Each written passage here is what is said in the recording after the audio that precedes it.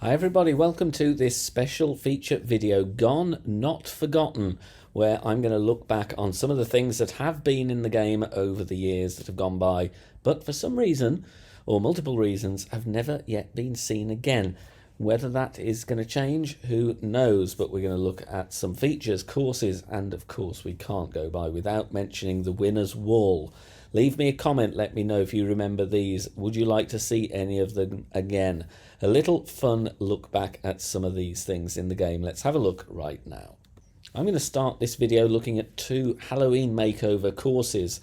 They were both last seen in October 2017, quite a while ago now. This first one was Haunted Hills, and you can see, if you didn't play the game at this point, then here's some footage. This was basically a Halloween version of Glen Monarch Estate. I thought it looked pretty good. Unfortunately, we've never seen it since. Why? Who knows? Maybe it's because there was some technical change in the way that the graphics were done or not, or it was just decided it was too much effort to revisit this one. I do think it would be nice to have it back. Same with Creepy Cliffs, a spooky version of Namhay Cliffs, also last seen October 2017. Look at that dramatic looking sky. I'd love to see this one back as well. Of course, the courses play the same. They look a lot different though, and I think it would be nice to have more variety with Halloween courses. Obviously we still have Ghostly Glades and Phantom Mansion, but it'd be nice to mix things up a bit and bring some of these classic courses back. We've got to mention the Winner's Wall when Quail Hollow was first launched in the game. September 2022. It was widely publicised that the winners of that tournament would have their name etched on the wall monument there, as with the real-life Quail Hollow. Unfortunately, it was never ever done. Who knows why? Too much effort. Maybe they couldn't work out which 100 names to put on. Were there too many people that took part in the tournament? A few people still ask, and I know some in the community are very disappointed not to have their names on the wall.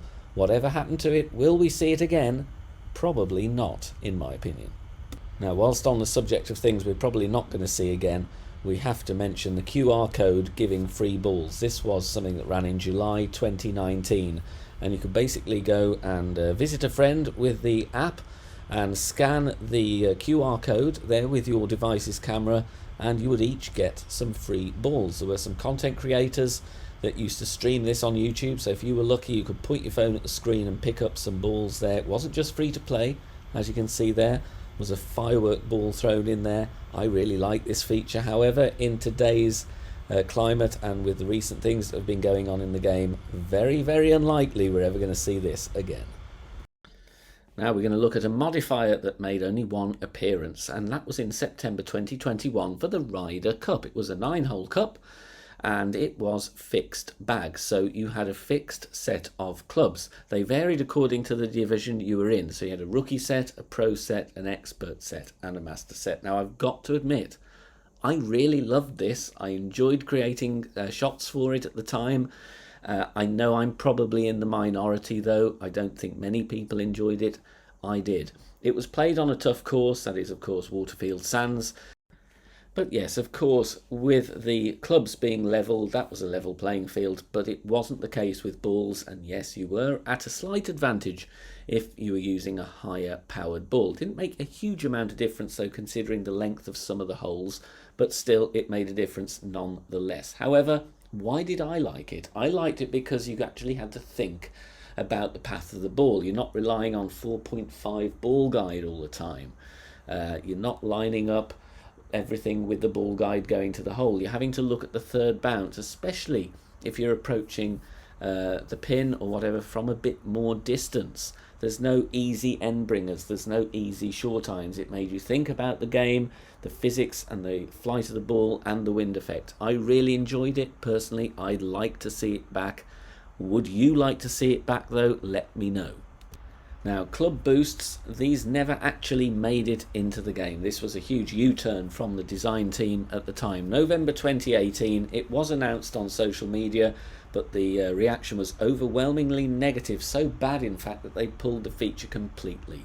But what was it about? Well, it was originally a device to get rid of your surplus club cards. Of course, we now have something much better, and that's the prism chest, but it wasn't always the case. This was the first solution to the problem of maxed out clubs and indeed surplus cards. So the idea would be that you would use some of your leftover cards to temporarily boost certain attributes of that club in question.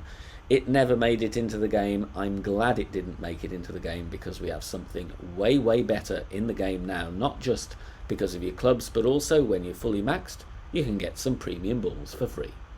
I thought this was a perfect end segment for the video. The wonderful Arbiter putter, or not so wonderful depending on your viewpoint. This was an advanced putting mode. It was introduced in tournaments only, August and September 2022. It was last seen.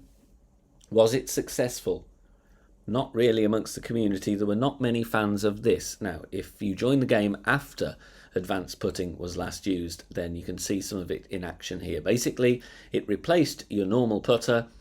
You had less ball guide, no arrow to time. You just had a grid on the screen with a power band at the top where the ball would likely end up, and you had to read the contours of the green, pretty much like real golf actually, and aim your ball accordingly. Like I said, you didn't need to worry about hitting perfect. Whenever you released, it would go where you were aiming.